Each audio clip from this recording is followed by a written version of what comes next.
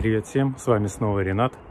Я вас приветствую в этот очень теплый и солнечный день в городе Астрахань 19 апреля 2020 года. Наконец-то установилась по-настоящему весенняя погода, которая бывает в Астрахани в апреле. Нещадно жарит солнце, ветра практически нет, летают пчелы и опыляют наши плодовые деревья. Кто еще не подписан на мой канал и не видел мои видео о цветущем саде, я вам просто рекомендую подписаться, поставить колокольчик, чтобы не пропускать очередные мои видео.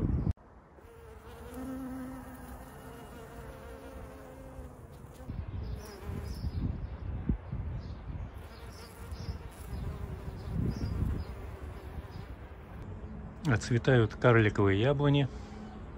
Красивое видео о цветении этих двух карликовых яблонь вы могли видеть у меня на канале, так же как и видео о цветении войлочной вишни, абрикоса и клоновидной сливы.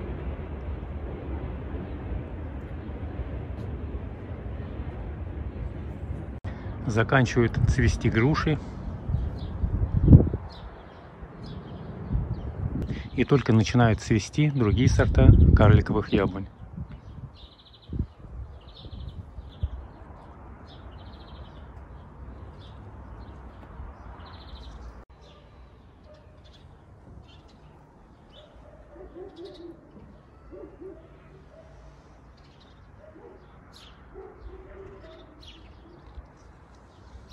Не отстают от карликовых яблонь и клоновидные яблони.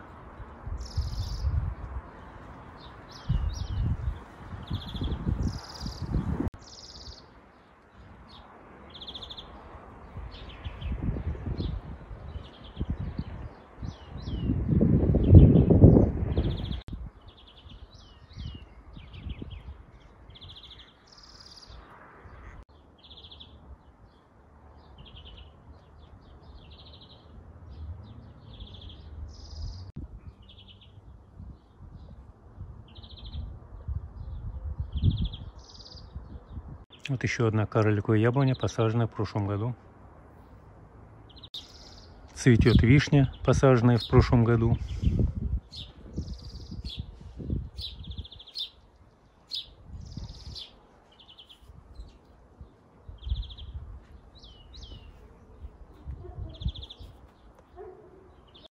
Вот тоже вишня, но это уже большое дерево.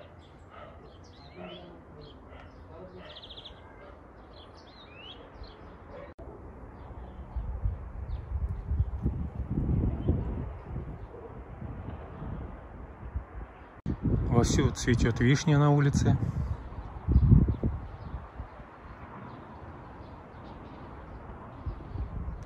А также слива. Именно об этой сливе и пойдет речь в моем очередном видео. Это дерево сливы было посажено мною около 20 лет тому назад. Уход за этим деревом ограничивался только поливом. Никакой обрезки, подкормки и опрыскивания, соответственно, не было. Рядом не было деревьев, которые сейчас его окружают. Это вишня, клоновидная слива и груша. В связи с тем, что эта слива никогда не обрезалась, то она была настолько бесформенной, что ветки ее выходили на дорогу. 2 года назад, когда я разбил сад во дворе, сломав сарай, я подумал, а не реанимирует ли это дерево сливу. Вот смотрите, что я сделал. Была проведена очень мощная обрезка 2 года назад. Вот был срезан. И вот центральный проводник также был обрезан. Вот видите?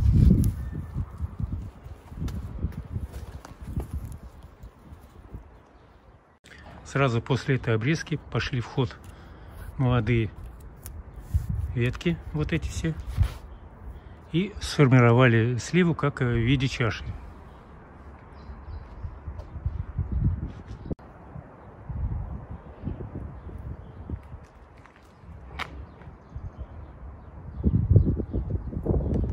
Год назад также была произведена обрезка, но она была щадящей.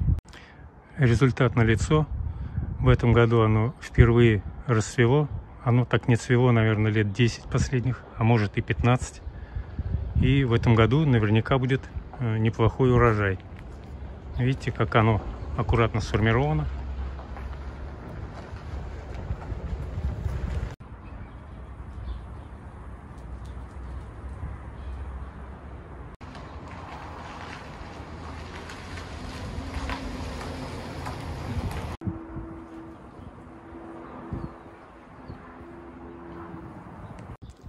прошлом году был обеспечен очень хороший уход.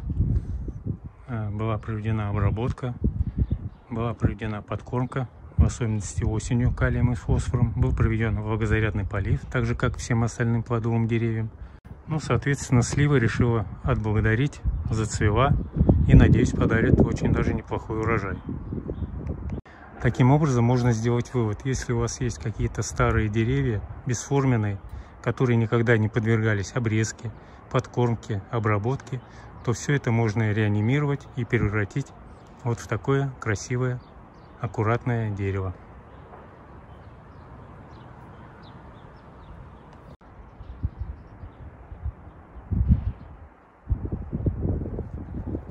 Особое внимание обращайте на удаление бесполезного центрального проводника, вот как в этом случае. Проводилась естественная обработка с кором и децисом. Таким образом, обрезка, проведенная в позапрошлом и прошлом годах, подкормка 4 раза в год, обработка 3 раза в год, ну и, конечно же, полив 1 раз в 2 недели дали вот такой превосходный результат. Поэтому еще раз говорю вам, что если вдруг у вас в саду растет какое-то старое дерево, которое вы не обрезали, потому что думали, что ничего из этого путного не выйдет, уверяю вас, берите секатор, вооружайтесь знаниями и вперед за работу. Ибо кто, если не мы, можем возродить наши старые деревья и дать им вторую жизнь. Поэтому никогда не бойтесь обрезать ваши старые деревья, и при правильной обрезке они долго будут вас радовать богатым урожаем плодов. На этом мое короткое видео подошло к концу. Если оно было вам полезным, я буду очень рад. Ставьте лайки, делитесь комментариями. Может быть, у вас тоже были такие случаи, когда вы смогли реанимировать свои старые плодовые деревья и привести их в такое состояние, которое вы видите у меня за спиной. Всего вам доброго. Прощаюсь с вами. До новых встреч. С уважением, ваш Ренат. Подписывайтесь на канал. До свидания.